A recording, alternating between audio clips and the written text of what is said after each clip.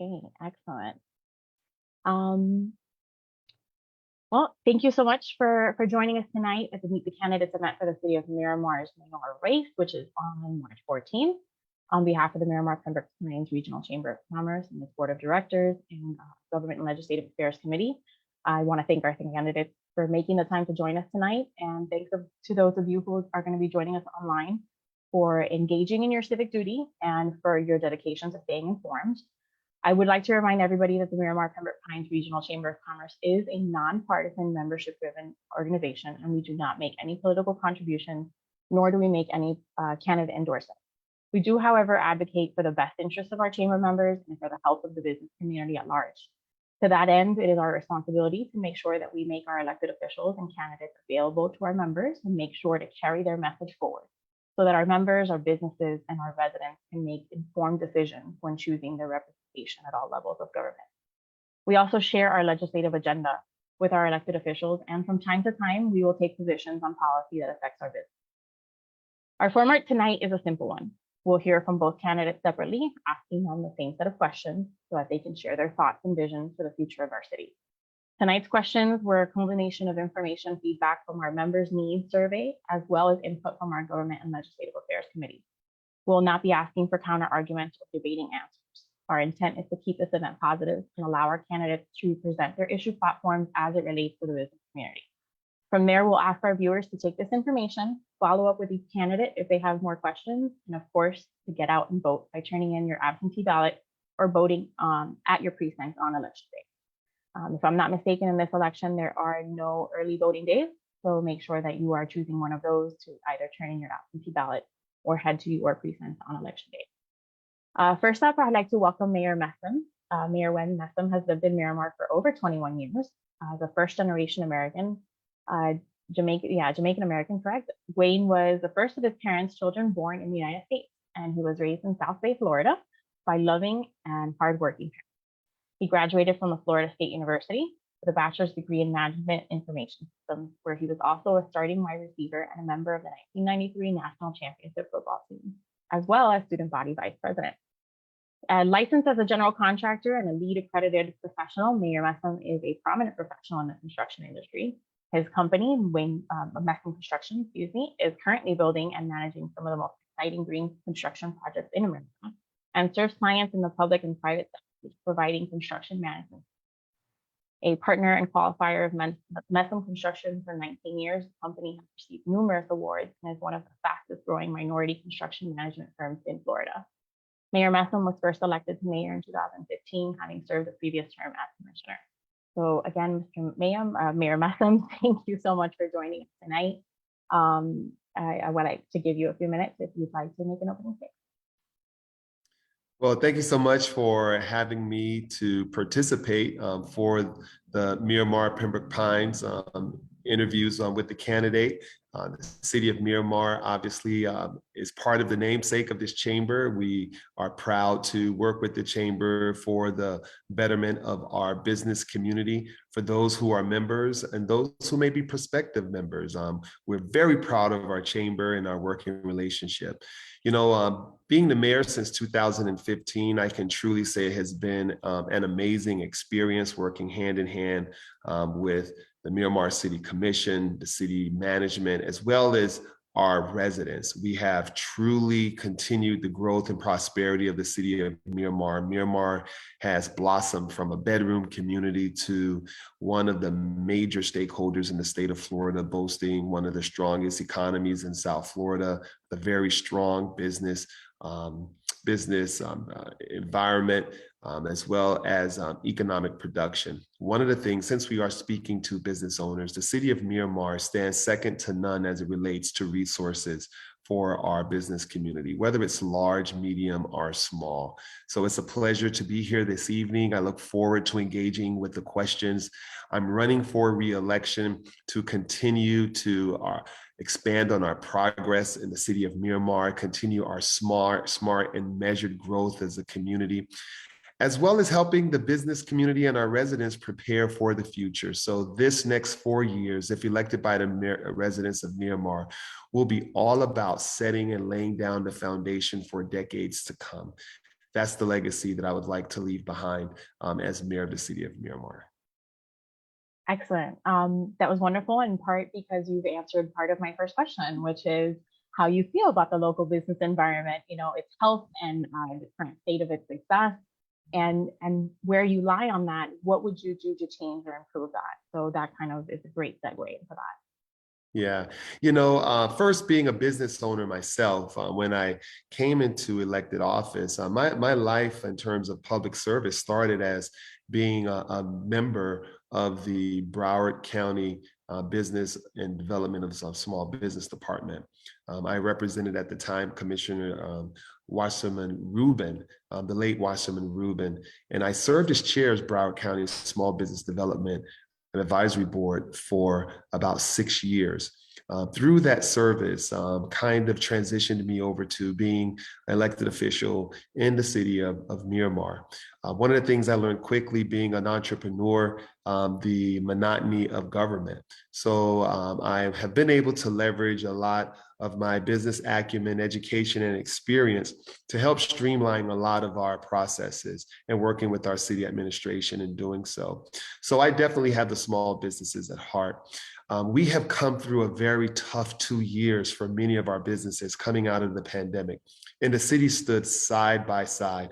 We leveraged millions of dollars of our CARE dollars from the federal government during the pandemic to ensure that our businesses were able to sustain the uncertainty of not even being able to get back, excuse me, to maintaining their operations, being able to pay their staff, paying their rent or mortgage to where their businesses may be domiciled, and providing resources and getting resources and information to our business community.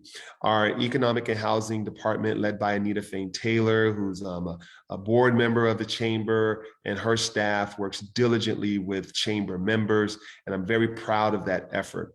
And as a business owner myself, I understand that for the most part, small businesses make up 90% of the economy and businesses in Broward County. That means that small local businesses are the employers of our residents. So the stronger our business community is, the better it is. And I can truly say that the city continues to grow and expand. And I look forward to sharing even more about some of the resources that we have in place and are adopting in the city of Miramar for chamber members. Perfect. On that same vein of small businesses, we know how big of a role they do play in our community. And technically, for the most part, they perform best in safe cities with efficient and predictable government services and reasonable tax rates.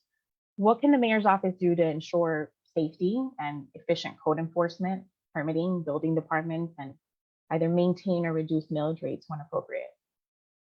Yeah, the streamlining of getting a business up and running in the city of Miramar is paramount because if we have a very mundane or slow process, then it can attenuate a business's ability to be successful coming out of the ground. So we work very diligently in engaging our business community first to help them understand what the process is. So for example, if you're a local restaurant and you want to open up in the city of Miramar, it's critical that the business is interfaced and communicated in terms of what that process looks like. Many restaurant businesses don't know that you have to get their DBPR license as a restaurant from the state of Florida first. You have to get your zoning approved by the city of Miramar. Then once you get all of those third-party approvals in place, then you can be in the process to be able to get a business tax receipt from the city of Miramar. But we have capable staff that's able to do that. It's important that we are sensitive to how much it costs to operate business and with the cost to have a business tax receipt. We all work together, and we in the city of Miramar appreciate the contributions that businesses have. We understand the importance it is to our community. So we know that we must work together with our business community to help them to be successful. That's very, very true. And I will say that the process is something that we've heard feedback from our members about. And we try to do as much as we can to make sure to help them navigate those things and help them get up as running as quickly as possible. If you could change one thing, let's say in that process, or maybe in the zoning code to create greater flexibility for profitable development, business success, and possibly even broaden the tax base, what change would you make out of curiosity? Well, I guess with one of the things that I hear in terms of a potential bottleneck, and at times when the business owner and their consultants may not be fully aware, is during the build out and the construction phase. I always encourage businesses, before you submit plans to the building department. We encourage you to sit down with our building official and our building department to discuss what your plans are, what your design is going to be, so that your design consultants can be prepared for the plan review process, the permitting process, so that you can come out of the gate and start efficiently, as well as working diligently with the contractor. Oftentimes, permits may be caught up in the plan review, that because of not having that pre-discussion to discuss critical issues, that if the design consultant was aware in terms of expectations in the review process, that they would have dealt with that during the design development period for the business owner. So I think that one of a good opportunity for the city of Miramar is to continue to streamline that process, to make it more easy and more convenient for business owners who actually are going through the permitting process from the construction standpoint, so that we can streamline that process, and we continue to work with our building department. We've already took steps towards doing that. We already have digital plan submissions on the residential side. We're in the process of doing the same on the commercial side. So instead of having to bring in pages and pages and big specification books and hundreds of pages of construction documents, that it can be submitted digitally. And that's what we're currently doing right now for the commercial side. Excellent. That's really good to hear. And we have been seeing a lot of construction in the area. Obviously there's a lot of new businesses, and Miramar Parkway and Flamingo, very close to my home, has a lot more exciting business options for us to visit, businesses to patronize. So looking forward to that. And part of that has been the housing that gets built with it. So our members have been indicating to us that affordable housing would help address some of the workforce issues that many businesses are having. What is being done or can be done to provide further affordable housing options in Miramar? Yes, housing and affordability is one of my top priorities now, as well as moving forward into a next term, if elected by the residents. It's not isolated just to the city of Miramar. All of South Florida is experiencing a tremendous increase in the cost to purchase properties as well as to rent. The city of Miramar is, for the most part, a market rate market. We don't have a housing authority. We don't have public housing in the city of Miramar. So it puts Miramar in a very tough position where it has become extremely unaffordable for many of our residents and those who would like to live in the city of Miramar. So what have we done as a city? Well, what we've done as a city is we've established an affordable housing trust fund where we have raised nearly $5 million to date that we have gotten from developers in their contributions to assist us in addressing this issue.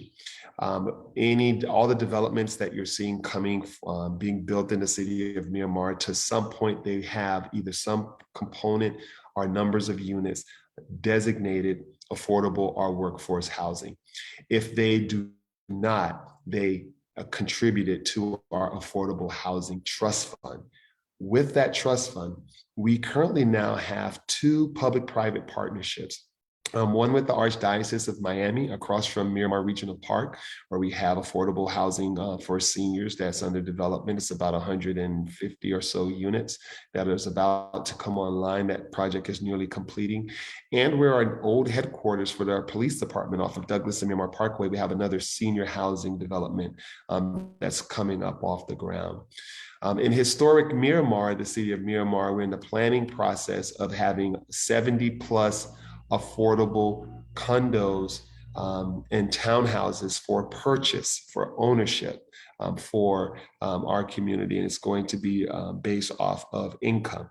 So we are taking some steps and some strides. There are several developers, especially in historic Miramar, that are also have already built and currently under construction additional affordable housing units. So we are starting to make some strides, and we're having hundreds of units to come on the marketplace that are designated as housing and workforce housing. That's excellent, and we really do look forward to that. Like I said, this is one of the things that we've heard from our members that would go a really long way to helping towards that workforce issue.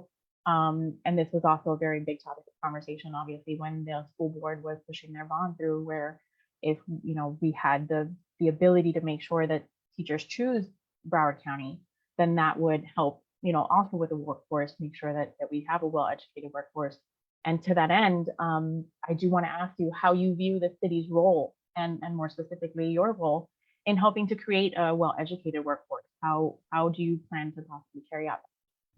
Well, that's one of my big initiatives that's currently underway right now, and one of the reasons why I'm seeking reelection for a third term. Currently, we are in the process of going out for design for Miramar's upcoming innovation and technology village. The Miramar Innovation and Technology Center will hold a state-of-the-art facility where we'll be able to not only groom aspiring business owners, but work with our business community to help them advance their products, advance their technology so that they are not disrupted by new business or sector entrance into the marketplace, similar to what Amazon did. 15 years ago, Amazon was an online bookstore. Now they're perhaps the largest company in the world, and have, disrupted many in the retail marketplace. So, and it's also with a part of that innovation and technology village is our partnerships with higher education and market partners to upskill our residents, to provide them with the skill set of today and for tomorrow. Miramar has one of the most successful cities is one of the most successful cities in attracting large, medium, and small businesses to our community. We boast having more Fortune 500 companies either headquartered or regionally positioned here in the city of Miramar. And we want that to remain the same. But to do that, we have to ensure that our businesses and their workforce continues to grow and to advance in skills based off of what will keep them competitive, as well as our residents who are looking for employment opportunities. We don't need our businesses to look to Virginia and Michigan and Texas to bring talent. We have a talent workforce here, and we want to ensure that our residents have a place in this village, in this technology center, right in our city borders, where they can get this skills training. We've already started this with Broward College and the Broward Up program, where residents can begin to get some of these skill sets. We are currently in communication with industry partners like American Airlines, that's talking about the future of aviation and the skill sets that they need, as well as other market providers like some of our vendors like Siemens. So we are really positioning ourselves to offer some amazing programming to help not only our businesses stay relevant and our skill set up, but for our residents to be able to get the skills that are needed to keep them employed, not just in a minimum way, but in a successful way. And I'll close the answer to this question with this. Miramar was just rated #1 for the economic well-being for African Americans in the nation, and #1 in the nation for Hispanic Americans for the economic well-being. And that is amazing when you consider all of the cities across the country. And that means simply that our residents have thriving businesses, our jobs that are paying very well. And we are very proud to be able to have an economy. And I know that as the mayor, that is important. I take that to heart, and I'm our biggest cheerleader and ambassador to continue to attract more businesses to the city of Miramar. Well, that definitely answers my next question. I was actually going to ask just about that, about our city's competitiveness. How do you view our standing, having said all these things, compared to other cities, maybe regarding specifically taxes or regulations and job creation? Well, the thing is that one of the great accomplishments that I have been able to receive as the mayor in representing our city is that the city of Miramar received an award that a city never gets, and the Greater Fort Lauderdale Alliance named Miramar a couple of years ago as the Economic Development Partner of the Year. That typically goes to a corporation or an individual that is an ambassador.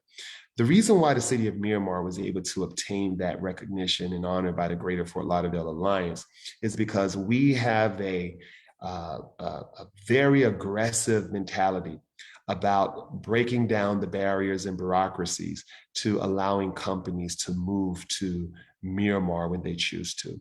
Whenever there's a major company that's looking to the South Florida region, especially Broward County, Miramar is always on the top of the list as a referral in terms of having locations where these businesses can go, having amazing schools in our city, having a proximity to the Turnpike, I-75 being equidistant from both airports, both seaports, and I've been able to go off on the road. I oftentimes go out and do presentations to the Broward Workshop, to the Greater Fort Lauderdale Alliance, telling our story, even nationally, in my involvement with the U.S. Conference of Mayors and National League of Cities and African American Mayors Association. Currently, right now, I'm the president of the Florida League of Mayors, and it is an honor to share our best practices with other mayors across the country, where I get to brag about our city, as well as get best practices from other cities as well. We share ideas, and we've been able to not only help other cities,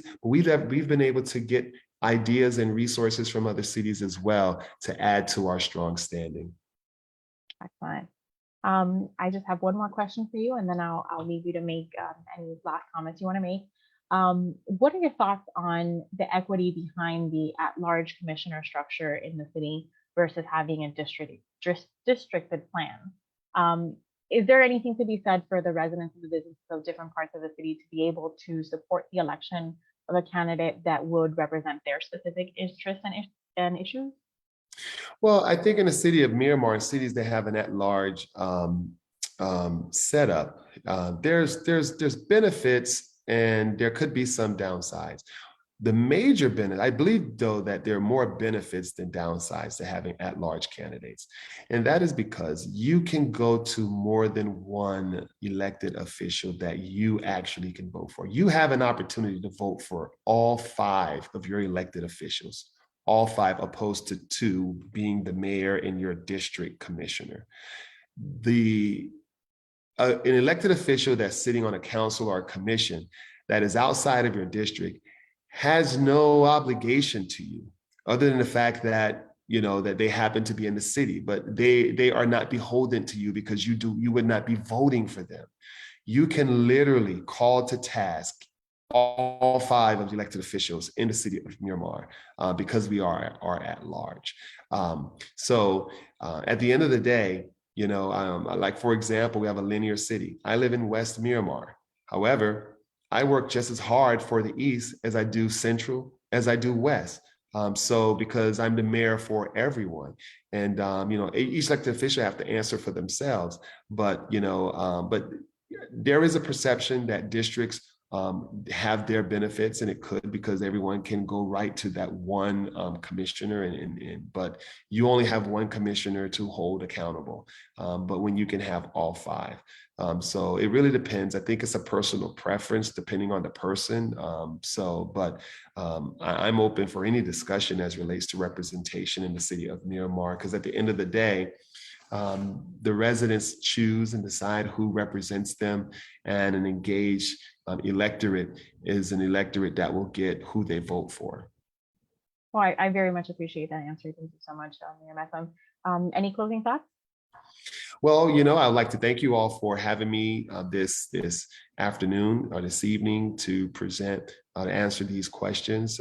As a business owner, I definitely understand the challenges, the not just the challenges, but the successes and the joy of being a business owner, one who creates jobs, one who has the ability to take an idea and bring it to the market. And the other thing that we don't necessarily always talk about, it does feel good to make money. And that's the job. And the chamber does a good job in networking our members and helping them make more money, because when our businesses can make more money, they can hire our residents and they can pay them well. And when our residents are paid well, they have a great home to live in. They can enjoy themselves in our city. They can patronize other businesses. And that's what it's all about.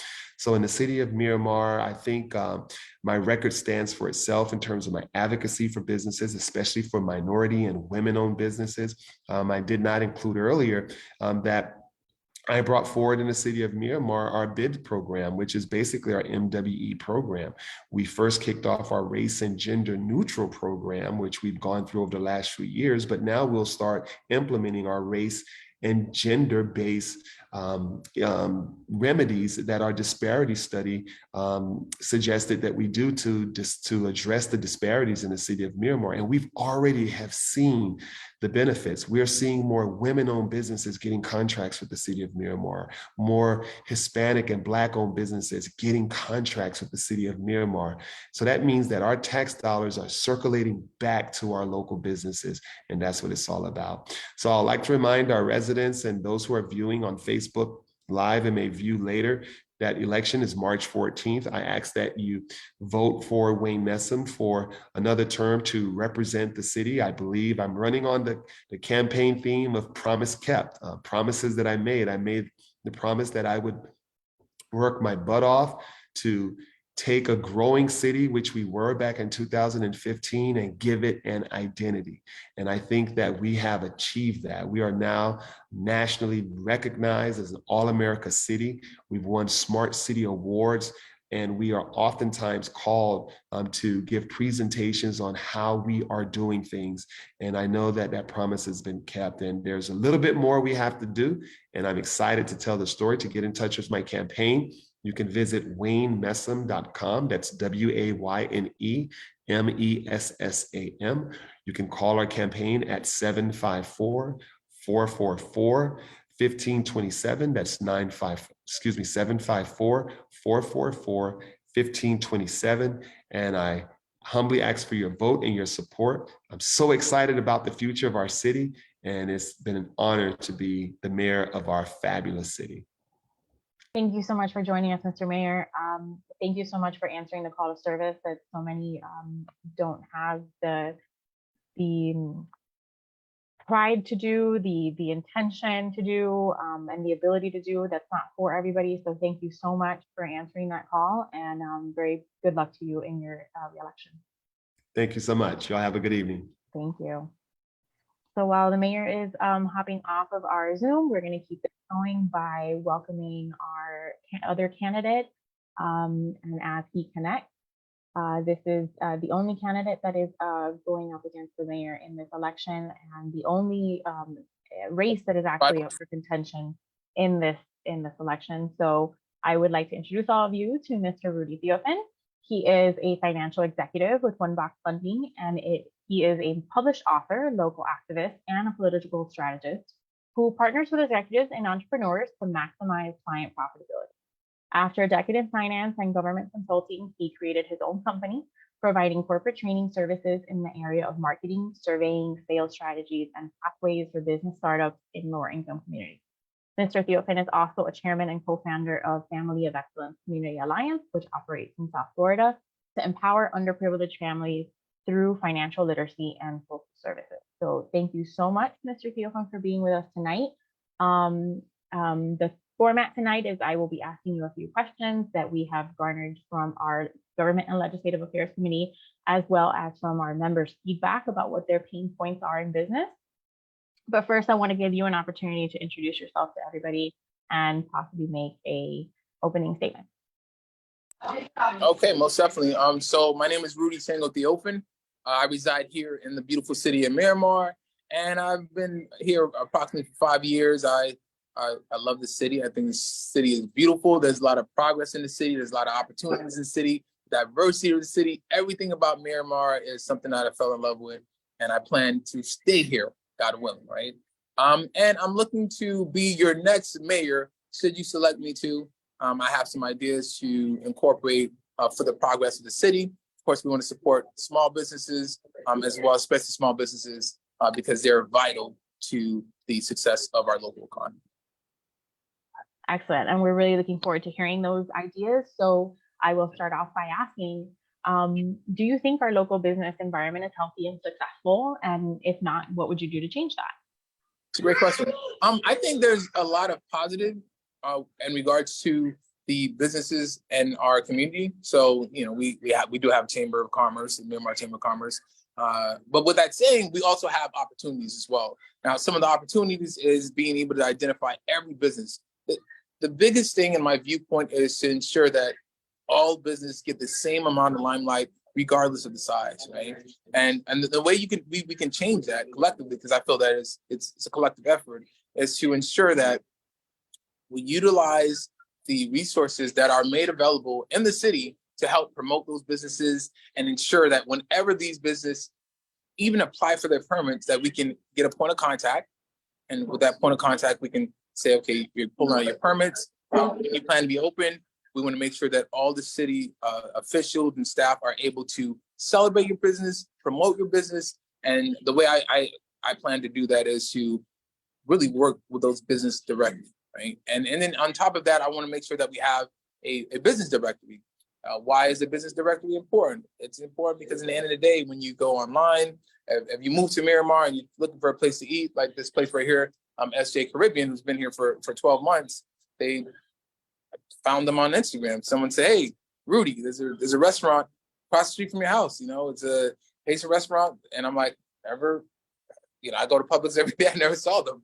So it's my first time seeing them. You know, we have another business, Rosalio Kitchen, which is, well, we did a grand opening with the Chamber of Commerce of Miramar and Pembroke Pines. You guys, you know, I told Ralph, I said, listen, regardless of the outcome of the campaign, Ralph, I'm gonna continue to go to your business. I'm gonna continue to support your business. I'm gonna bring as much people as possible. I'm gonna take pictures as possible. And I need to focus more on taking pictures because every time you go to a business, you have an opportunity to promote that business. Taking that picture and putting it on your social media is free advertising. It goes a long way. You know, I know there's people who say, well, every time you go out to eat, you take a picture. Every time I go out to eat, I'm promoting your business. Your food is horrible, I won't be taking a picture. Right?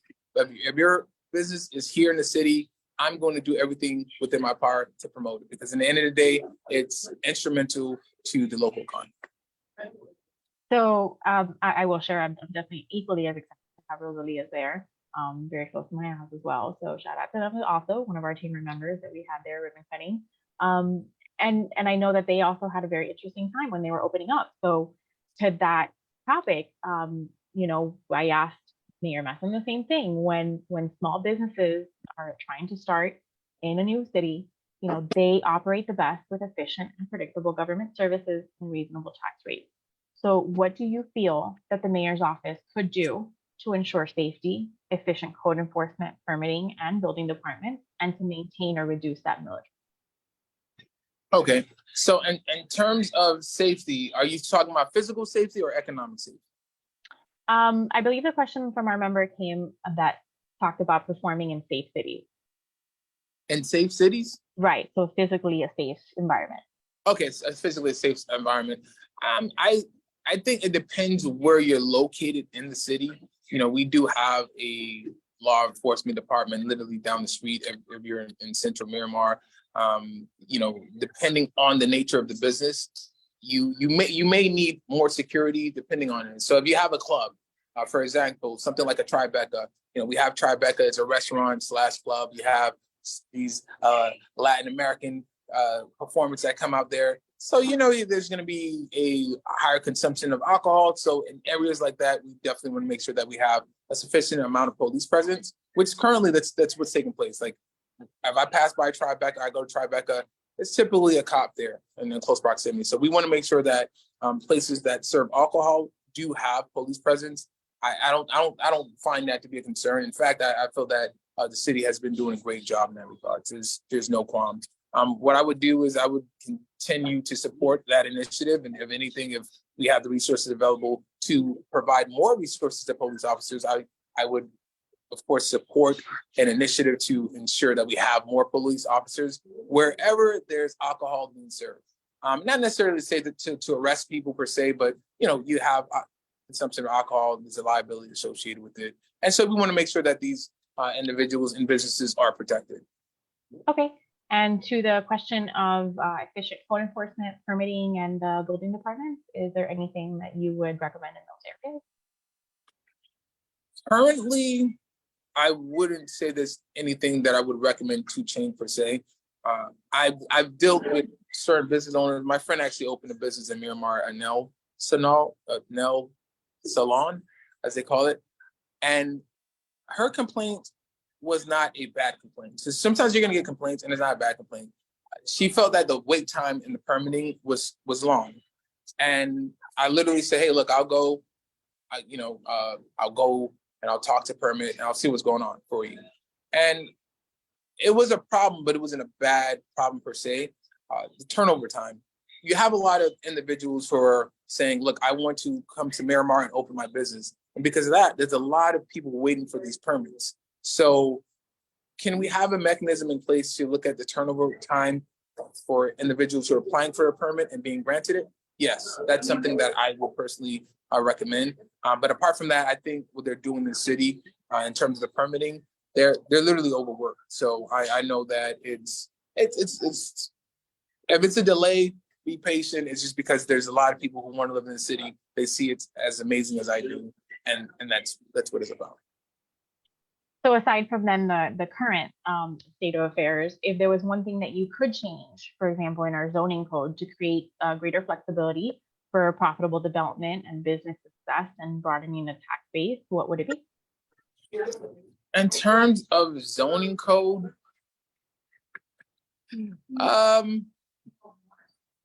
I personally would, I really don't want to, I personally feel like that I wouldn't change something right now. I really want to reflect on what the residents want and then determine that. I don't want to go by what I believe in to enforce it, but I wanted to look at the residents, hear out what they feel that we need, and based on that, I would make that recommendation. Okay, fair enough. Well, our members have indicated that affordable housing is something that they need in order to help address the workforce issues that many businesses are having. What do you feel could be done to provide more affordable housing options in the city? That's a great question. So now our city is a city that it really came from a single family housing to it's like a major city. I mean, we came from 40,000 people to 141,000 people. So housing is always a major issue, and it's not a Miramar issue; it's a nationwide issue. And we can continue to have developers come and build these luxury apartments, but let's be honest. The average individual in the state of Florida cannot afford to live in Miramar. It's just pretty expensive. I mean, median income is nearly $80,000, right? So the average Floridian cannot afford to live in Miramar, right? So in terms of that, I think we would have to work in relationship with the developers and make sure that they don't run the city, right? That they work in collaboration with the city interests. Because my biggest thing is that I don't want any developer to feel that, listen, I come to your city of Miramar, I could build these housing, and this is the market rate, and people either meet it or they don't. No, my mindset is, okay, if you're going to build here in the city of Miramar, if you're going to build in the city limit, well, guess what? We have to make sure that you have some incentives in place where we have affordable housing, right? And it's imperative for us to define what affordable housing is. When I say affordable housing, it's not just looking at the median income, but make sure that we have a workhouse housing available for individuals who, if you're a teacher or you're a firefighter, or you're a police officer, you should be able to afford to live in the city. So, it's a collaborative effort between private and public to ensure that whenever a developer get approval to build in the city, that they take in consideration the residents, their income, and make it affordable for them. Because in the end of the day, you can build another affordable housing, 1,400 units or whatever the case may be. But the fact of the matter is people have to be able to afford to live in the city. And then we have to factor in, where the economy goes, so does the housing. So if an individual is doing fine financially right now, the problem is going to be is, God forbid, if you lose your job, you still have a mortgage. You have your mortgage and your HOA. So, we want not to just have you come to the city, but those who live in the city, we need to make sure that we have programs in place to ensure that you're there. So we have a housing advisory board. I would really propose to not just have a housing board, but to really expand in that and see if we can create a fund to address that. We currently have a public trust, but I would really like to add additional funding aside, just because when you look at the projection of the potential individuals who may be impacted from foreclosure, we have to factor that in. So it's something that's a collective effort. Gotcha. So when we are stacking up the chips then between one city and another, and when people have to make that decision about where they're going to live, how do you view Miramar's competitive standing with other cities, specifically when it comes to taxes, regulation, or job creation? That's a great question. So in reference to taxes, I meet residents because through canvassing, and they'll say things like, there's a resident on the west side who was explained to me how he was frustrated about the taxes. And so I have on my flyer, it's over there, and I said, call me, I'm listening. And the residents, Tony called me, he tells me, the taxes is outrageous. And I said, oh, wow. So let's sit down. Sat down, and I understand his taxes were high. We have to factor in his property value. I said, well, yes, your taxes may be high because your property taxes are increasing, right? Jupiter, it's increasing. So as a result, your property taxes are going to increase when your property value increase. So it's a give and take. In terms of taxes, I think we just have to be, just in general across the border, we have to be responsible in terms of how we spend funding, especially depending on how the economy works, right? So if the economy provides us with the ability to spend more and, splurge a little, and when I say splurge, I mean, I'm big on celebrating our diversity and doing events. I'm all for it. But if it requires for us to save money and do less events and things of that nature, we have to take that in consideration. So when it comes to the taxation element, I'm really big on being fiscal. I don't believe in increasing taxes. Increasing taxes to me is a necessary evil if we have to. But should that ever arrive, what's important to me is to make sure that I have the voice of the community and get their feedback and see, do they feel that their money, because it's your money essentially. Want to make sure that, do you want your money to be invested in these events? How important is it to you? So from the taxation element, I think the city's doing, I think they're doing well. In reference to the taxes. So from a business standpoint, do you have any proposals for how the city could be more competitive when it comes to job creation and taxes and regulations when it comes to businesses? In terms of job creation, I truly believe that businesses, they literally play a variable in providing the employment opportunities for the city. Okay? So when you have a small business, it's in our interest to ensure that we provide that small business with all the resources to scale. Why? Where that business go, when it scales and it grows, guess what? It has the ability to hire more people. And ideally, that business, in theory, is going to hire more people locally, right? So we want to make sure that we provide those small businesses with all the financial resources for them to thrive, because it's in our best interest to do so, right? So ultimately, what I truly believe is that we should provide those small businesses with every resource that we have available, because their success is a success for the city. So, and that's where you get the job creation locally. You know, there's opportunities that are available. We have a, economic development advisory board. I believe we should have a small business board or association, or rather, where we can literally take all the small businesses, put them in there. And that's what the Chamber of Commerce serves as, right? And have those small businesses go to the Chamber of Commerce. Every small business in the city of Miramar should be registered at Chamber of Commerce. It's just it's in their advantage. I again, this small business that I'm here in SJ Caribbean, I'm only aware of them because of Instagram. And I told the owner, I said, so you didn't have a ribbon cutting ceremony. You didn't do it.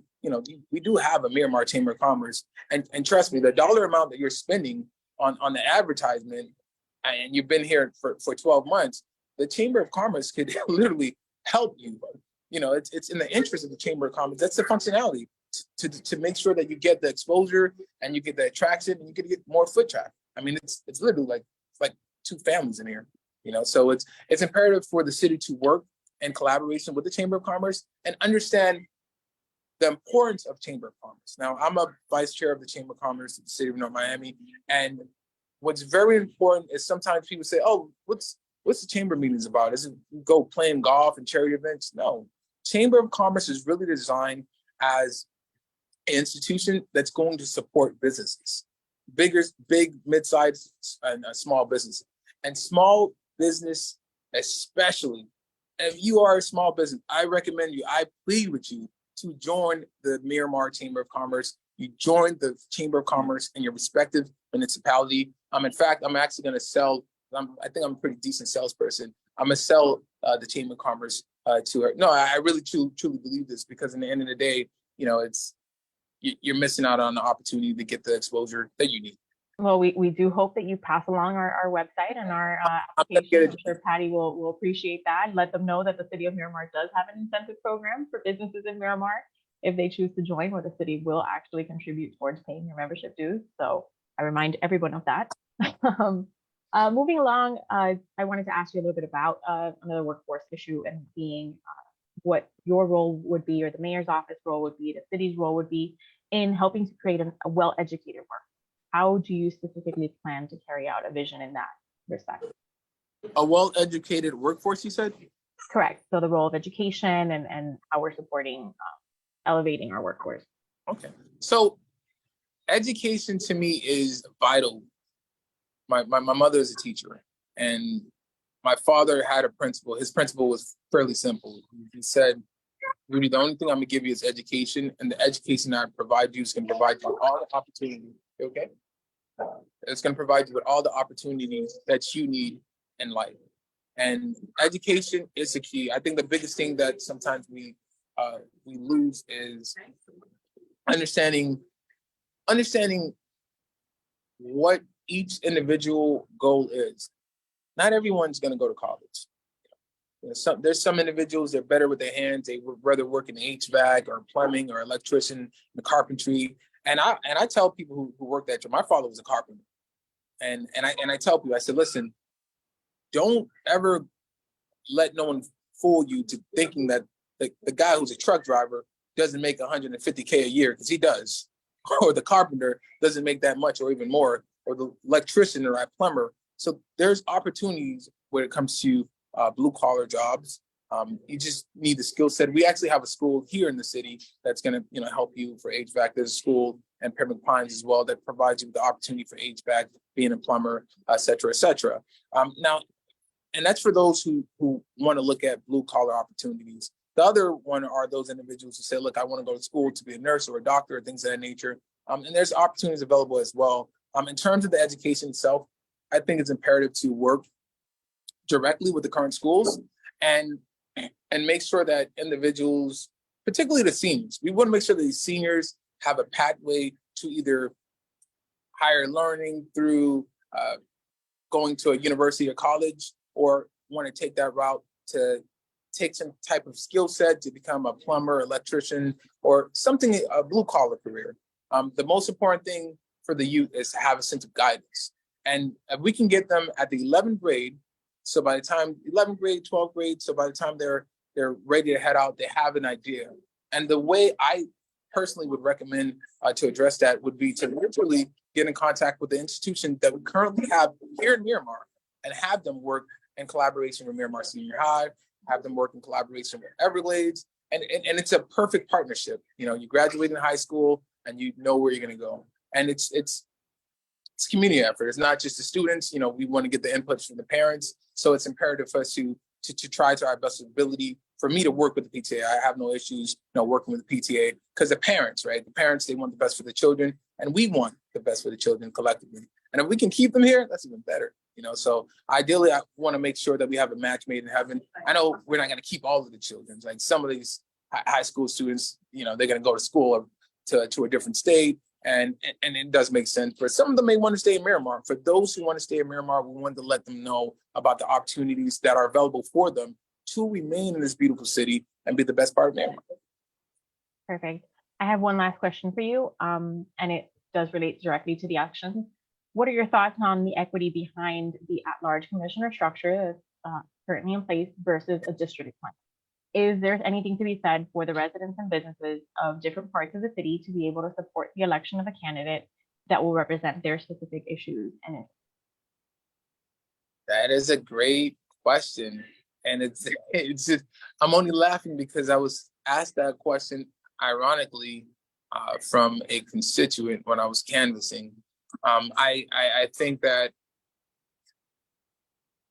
it's imperative that every elected official has the ability to navigate in all spaces.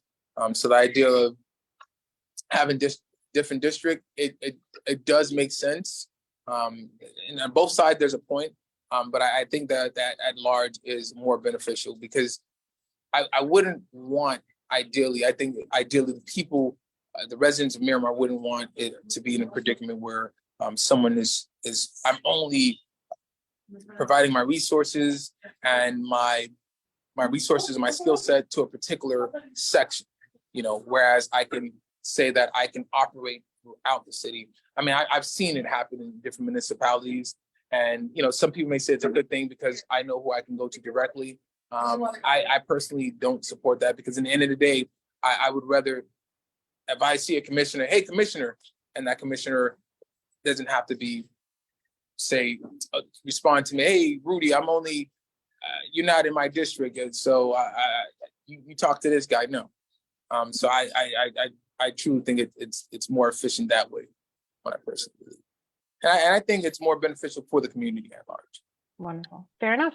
Excellent. Would you like a minute to make any sort of closing statement, say anything to our businesses?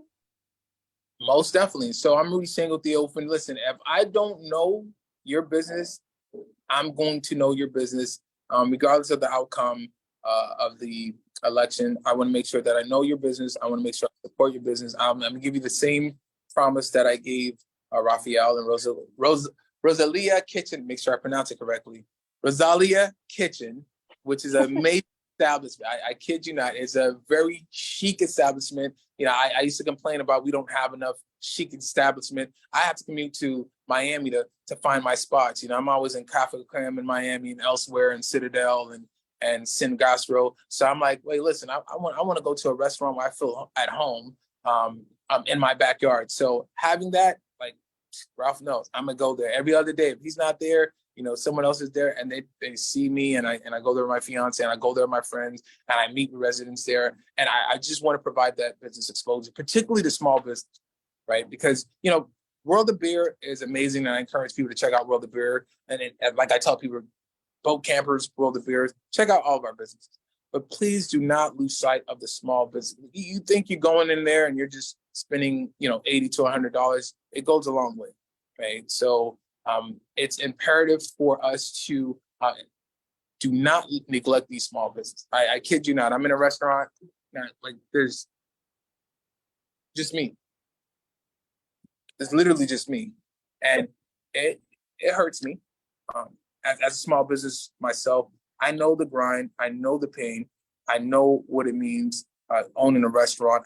I know the stress, the level of stress, and to be in business for 12 months, not really making money, it's really tough. So I definitely encourage everyone to, if you see something small, a local business, go spend a few dollars. Maybe you don't spend $100, you spend $20, go a long way. What else you can do? Take a picture. I got food right here. Take a picture of the food, right? And tag it on the social media, tag the business. You're literally doing free marketing, right? Because in the end of the day, these small businesses are instrumental. They're vital to the local economy. The big guys, the World of Beers, the boat campers, the Benahanas, they're not going anywhere, right? You can always go there. They're not going anywhere. So if you go to Rosalia's Kitchen or here SJ Caribbeans, these are the smaller mom and pop business, and they're more intimate. You can have a good time, have a good meal, and you're actually helping the local economy. See yourself as looking at investing in the local economy. I have a role now. I'm not going to Miami. Everything that I need should be right here in Miramar, and because everything I need is right here in Miramar. My barbershop's here, my mechanics here. You know, I get my haircut, barbershop, Rosali's Kitchen's here. You know, World of Beer. If I want to go to World Beer, everything is right here in Miramar. Right. Hashtag it's right here in Miramar for sure. It's right. It is literally right here. So, and we can definitely endorse that. We eat local, shop local, spend local, whether it is at the mom and pop or not. At the end of the day, even our big businesses employ our residents. So we will certainly endorse that statement for sure. Mr. Theophin, thank you so much for taking the time with us today. I do want to remind everybody that's listening and who may be watching this later on that our chamber is, again, a nonpartisan, membership-driven organization, and we don't make any political contributions or any endorsements of any candidate, but it is important for us to make sure that our candidates are heard and that everyone knows what their platforms is, and especially as businesses that have interest in this city, to make sure that they are carrying out their civic duty, staying informed, and electing those that are going to be representing their interest.